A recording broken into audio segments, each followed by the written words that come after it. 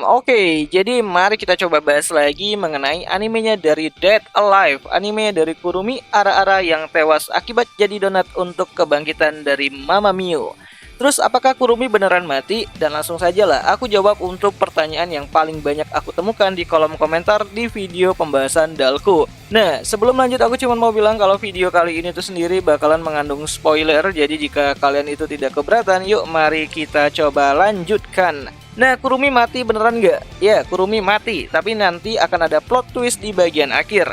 Dimana setelah kebangkitan sempurna dari Mio di medan pertempuran dan ngesolo para anak-anaknya gitu kan, aka para roh seperti Toka, Kurumi, Miku, bahkan Kotori juga, yang urutan kematiannya bisa kalian lihat sendiri pada bagian opening untuk animenya dari Dead Alive pada musim kelimanya. Dimana ketika Mio berhasil mengumpulkan Crystal Spirit yang ia butuhkan untuk membangkitkan kembali Shinji, Mio akan datang ke pertempuran Shido versus Westcott. Dimana setelah Westcott dikalahkan, Toka yang udah ketemu sama Tenka akhirnya bangkit lagi dari salah satu senjata spirit yang ada pada dirinya Mio. Tapi tetap aja kalah gitu kan. Dan plot twistnya di sini, dimana saat Toka ini tuh mati lagi, Kurumi tiba-tiba saja muncul dan membantu Shido dalam menghadapi Mio. Loh, ini Kurumi yang mana gitu kan? Kurumi kan udah pada mokat gitu. Nah, jadi karena ayangku ini tuh sangat pintar banget, jadi dia ngirimin satu klon gitu kan ke masa depan untuk membantu Shido di saat-saat terakhir.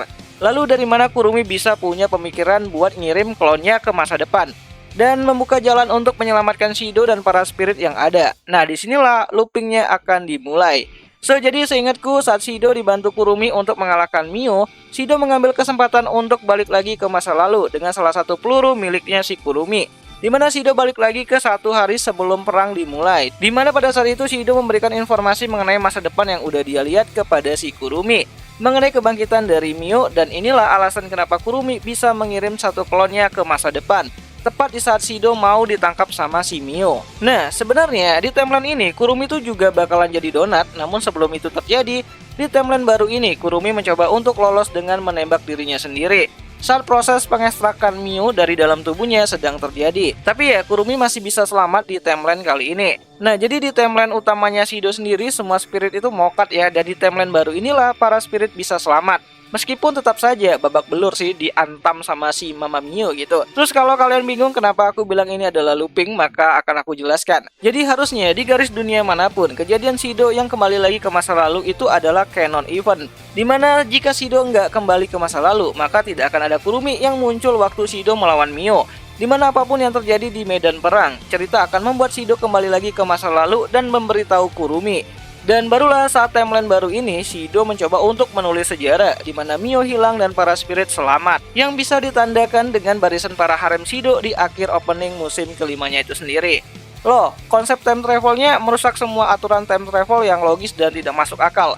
Ya, mau bagaimana lagi, namanya juga time travel yang dibuat untuk ya happy ending di ceritanya. Jadi ya kita nikmatin aja lah gitu kan, karena pada dasarnya kalau boleh berpendapat, Shido itu nggak nyelamatin dunianya, tapi dia cuma nyelamatin dunia di mana para spirit itu bisa hidup.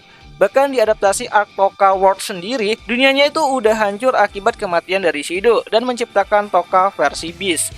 Nah, jadi jawaban apakah Kurumi itu mati? Ya, jawabannya itu adalah benar, Kurumi itu mati di timeline utama Shido, atau lebih tepatnya itu di timeline volume ke-17 dari adaptasi light novelnya. Karena Kurumi juga telah beberapa kali melakukan perulangan waktu nyelamatin Shido dari kematian, dan itu udah lebih dari 200 timeline yang terbentuk. Tapi kalau berdasarkan dari main story-nya, Kurumi masih sehat walafiat hingga akhir cerita.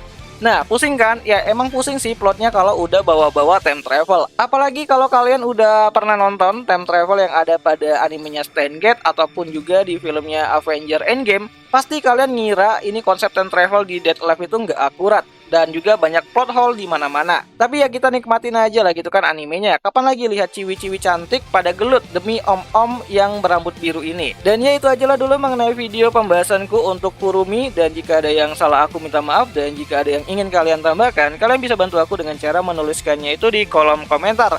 Siapa tahu itu menarik gitu kan. Dan sampai jumpa di video selanjutnya. Jani.